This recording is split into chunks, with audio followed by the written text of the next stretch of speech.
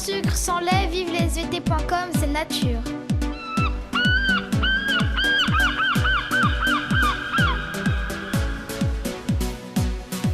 Allez, on va parler de SVT sur Zénith FM et pour en parler avec nous, comme d'habitude, Julien du site vivelessvt.com.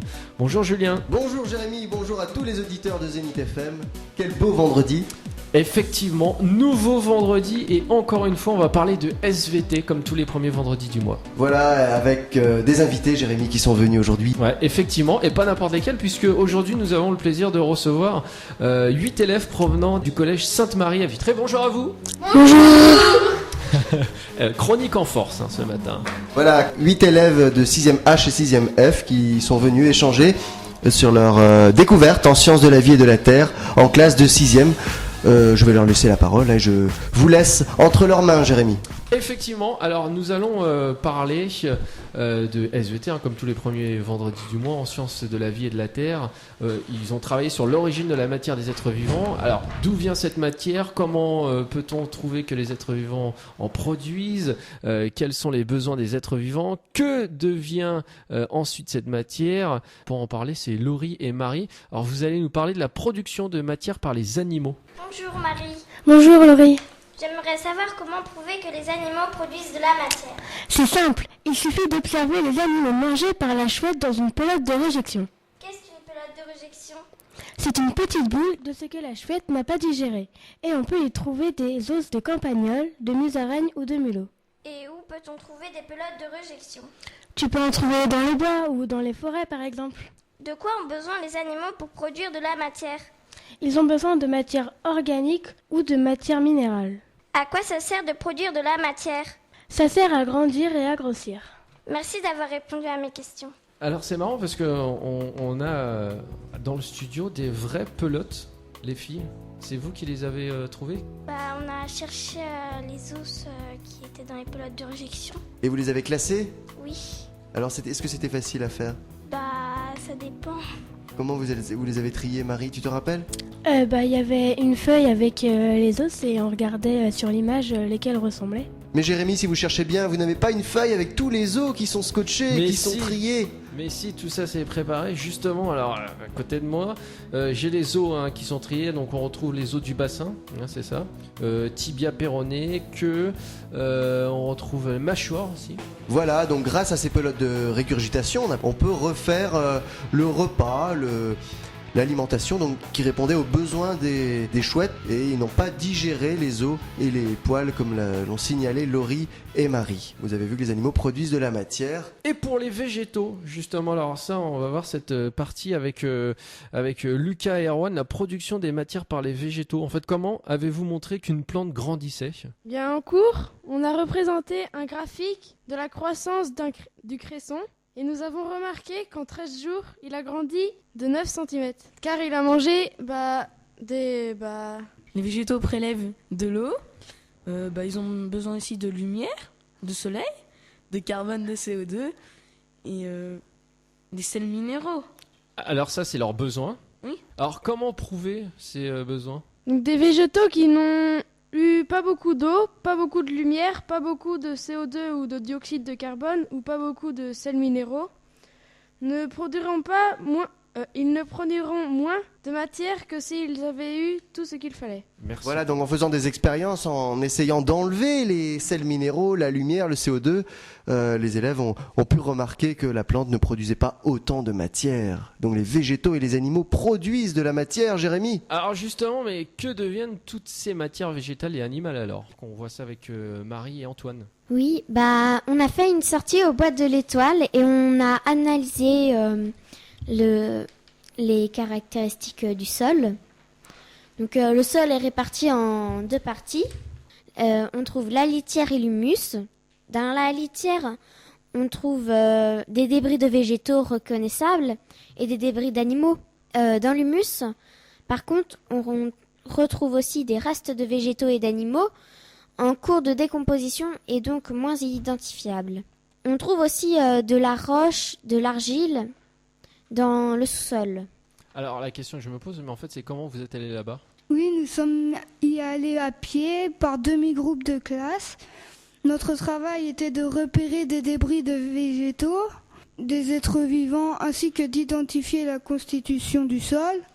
Pour cela, il nous fallait un instrument pour creuser. Ça s'appelle une tarière. Ça marche de façon bizarre. On la plante dans le sol, il faut la tourner.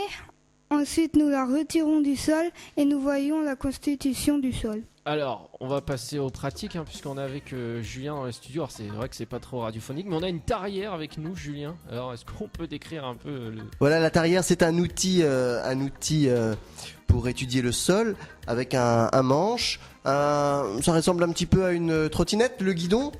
Et on a au bout un système qui permet de pivoter et donc prélever des carottes de sol pour avoir les différentes couches et observer la différence de texture et de couleur. Donc les élèves ont pu voir les différentes couches dans le sol. D'ailleurs, Jérémy, on vous a ramené un petit peu de litière et un petit peu d'humus si vous en avez besoin pour vos plantes sur votre balcon. Oui, j'ai vu ça, on va mettre ça au balcon de la radio. Alors, merci Marie et Antoine. On va passer à Léane et Caroline avec, je crois que vous avez vu que cette matière se transforme alors, mais avec qui et avec quoi en fait ? Bonjour Léane. Bonjour Caroline. J'aimerais savoir quels êtres vivants avez-vous observé dans le TP litière ? Nous avons surtout observé des cloportes, des araignées, des lombrics, des acariens. Quelle différence entre les êtres vivants du sol avez-vous remarqué ? Nous avons remarqué que quelques-uns ont plusieurs pattes, d'autres pas du tout. Il y en a qui ont des antennes, d'autres une coquille, et la liste est encore longue. Comment les classiez-vous ? On les classe en groupes emboîtés, c'est-à-dire par rapport à ce qu'ils ont en commun. Que mangent les êtres vivants ? Les êtres vivants du sol mangent les feuilles tombées des arbres, donc les végétaux. Mais comment transforment-ils la matière ? Au fil du temps, la matière se décompose. Les êtres vivants participent à cette décomposition. Les champignons ont un rôle. Ils se mettent sur la feuille, puis la mangent au fil du temps. Alors, je crois qu'on a aussi dans les studios ce qu'on appelle, Julien, l'appareil de Berlez. Alors l'appareil de Berlez, il est sur la table, tout le monde le voit sur la table. Est-ce que Léane ou Caroline peuvent nous expliquer comment fonctionne cet appareil de Berlez ? On met de la litière dans le haut, puis ça tombe vers le bas grâce à une grille et ça tombe dans un petit pot où il y a de l'alcool et c'est là où on peut voir les insectes. Voilà Jérémy, je pense que tous les auditeurs ont pu faire un schéma sur leur table. Donc finalement c'est un tube, on met une lumière en haut, les insectes vivant dans la litière et l'humus n'aiment pas la chaleur ni la lumière, ils vont faire demi-tour, ils vont tomber dans la cuvette qui contient l'alcool et on va ensuite pouvoir les observer, notamment les acariens. Alors, avant de terminer, la question qu'on peut se poser avec Julien, c'est est-ce que toutes les matières sont biodégradables alors et recyclables ? Donc on pourrait dire que oui, mais ça prend un certain temps à se décomposer naturellement. Ça peut aller de quelques mois à 4000 ans.